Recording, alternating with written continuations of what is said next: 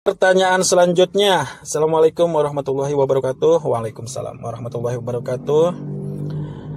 Apakah boleh merayakan tahun baru Masehi? Wih, tahun baru nih. Enak ya, di malam tahun baru dingin-dingin, hujan-hujan, bakar-bakaran ya. Bakar jagung, bakar ayam. Enak banget tuh. Tapi sayang, tidak bisa membakar sifat burukmu. Bagi yang belum nikah, ketahuilah bahwa dengan mengajak perayaan tahun baru, Anda akan kalah dengan orang yang mengajak menempuh hidup baru. Jika Anda tidak punya harapan di tahun baru, itu sih gampang. Anda tinggal pergi saja ke jalan raya. Di sana ada toko Sinar Harapan. Toko Harapan Jaya. Toko Harapan Makmur. Atau Anda beli perumahan Kota Harapan Indah. Pada malam tahun baru atau pada tahun baru, status di media sosialnya begini. Semoga di tahun baru ini bisa menghapus masa lalu, merubah masa kini, dan menata masa depan. Sudah bikin status terus dia tidur. Gimana mau menata masa depan jika tidur? Tetapi saat ini kan masih pandemi COVID-19 ya. Jadi opsi tidur itu sangat bagus biar diam di rumah. Jadi pas malam tahun baru tanggal 31 Desember, Anda mandi dulu biar bersih. Kemudian pakai baju yang bagus, yang baru, yang bersih. Ya kalau gak punya yang penting pakai baju lah. Setelah itu ada dandan yang ganteng atau yang cantik. Terus tidur.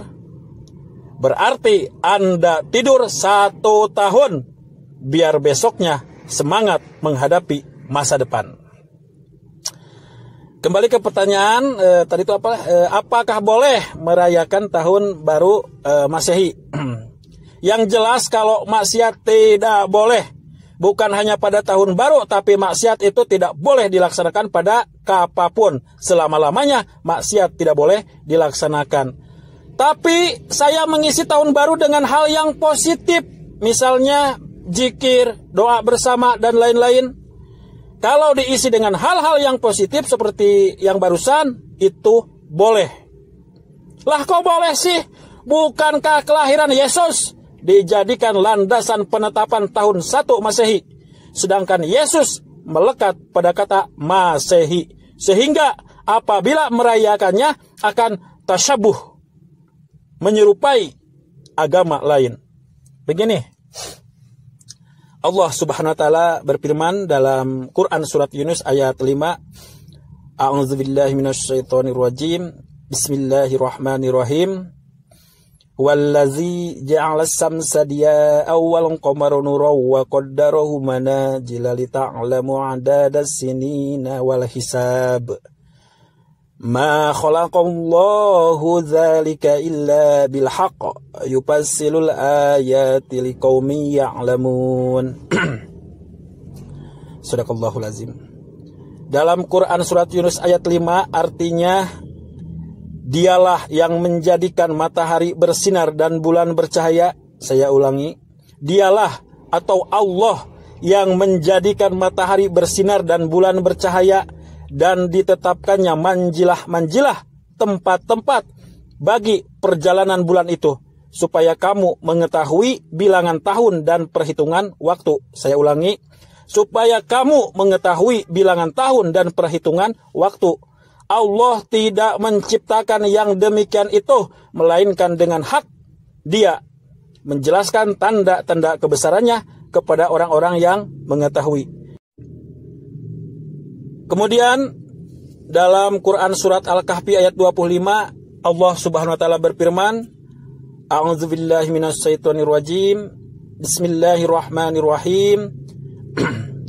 Walabithu fi kahfihim 300 sinina wajdadu tis'a. Shadaqallahul azim. Saya minum dulu, mohon maaf. Bismillahirrahmanirrahim.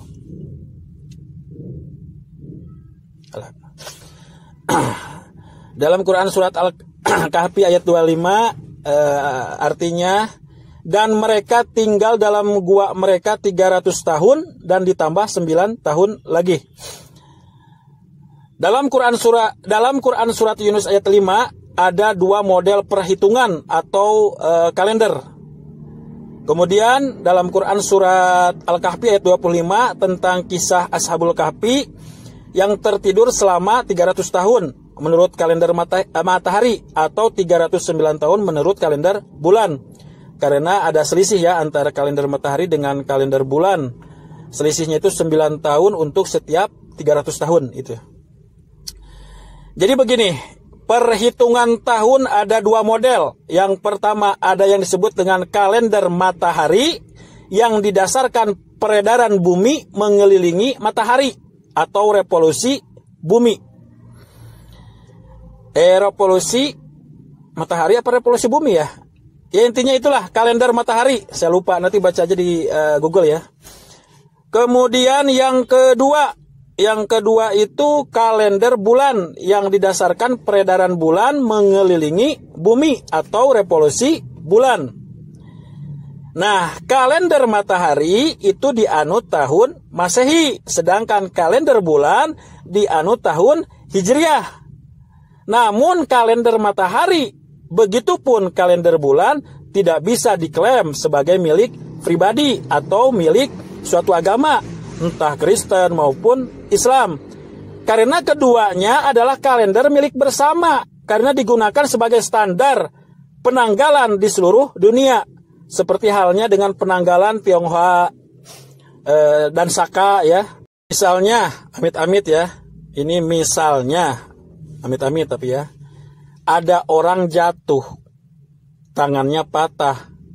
Orang yang patah tangannya cuma memiliki 3 pilihan, yaitu yang pertama diamputasi, kedua dibawa ke bengkel tulang, dan ketiga dibiarkan. Jika pilihan pertama diamputasi berarti tangannya hilang atau dipotong. Namun apabila pilihan kedua tangannya tidak hilang, tapi proses penyembuhannya perlu waktu dan sakit kalau tulang lagi dibenerin atau lagi kayak diurut gitulah ya. Tetapi kalau memilih yang ketiga, yaitu dibiarin, ya tidak akan sembuh-sembuh. Ya. Ketiga pilihan ini tidak ada yang enak, semuanya sakit. Tetapi kita harus memilih salah satu pilihan. Mungkin saja ada yang memilih amputasi, ada juga yang memilih ke bengkel tulang, dan ada juga yang memilih membiarkan saja. Begitupun dengan fenomena perayaan tahun baru. Kalau kita pilih tidak boleh sama sekali, tidak boleh misalkan melaksanakan aktivitas apapun yang menyangkut tahun baru Masehi, meskipun aktivitas seperti zikir dan doa bersama pun tidak boleh, karena tidak pernah dicontohkan oleh Rasulullah Shallallahu Alaihi Wasallam, sehingga dinilai bid'ah dolalah atau inovasi agama yang tersesat. Yang menjadi pertanyaan, siapa yang bisa membendung rakyat ratusan juta? Sulit dibendungnya. Oleh karena itu dipilih alternatif kedua, yaitu menyediakan kegiatan-kegiatan yang bermanfaat seperti zikir dan doa bersama di masjid, di mushola atau tempat lainnya. Misalkan para ketua DKM atau pemerintah setempat, Pak RT, Pak RW, Pak Kades, dan pemerintah-pemerintah lainnya mengajak warganya untuk melaksanakan hal-hal yang positif ya. Daripada memilih opsi yang ketiga, yaitu membiarkan merayakan tahun baru Masehi.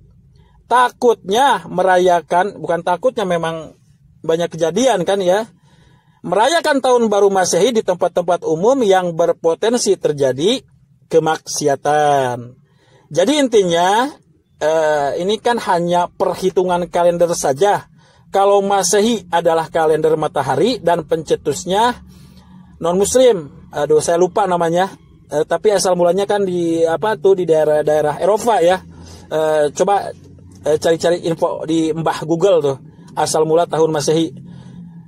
Mungkin jika waktu itu pencetusnya adalah orang muslim, misalkan namanya Nurdin, bisa saja nama tahunnya menjadi tahun Nurdin. Namun karena penggagasnya non-muslim sehingga namanya Masehi. Kemudian jika dilarang, tidak bolehkan, siapa yang bisa membendungnya gitu. Apalagi jika kita memilih opsi ketiga, yaitu membiarkan, tentunya akan sangat bebas lah, sangat bebas lah kalau cuek-cuek bebek kayak gitu akan sangat bebas, yang justru berpotensi melaksanakan maksiat. Oleh karena itu, apalagi sekarang di masa pandemi COVID-19 ini, lebih baik kita di rumah saja dan isi dengan hal-hal positif. Demikian jawaban dari saya terkait pertanyaan tentang tahun baru. Terima kasih. Ada lagi pertanyaan yang lain? Mana?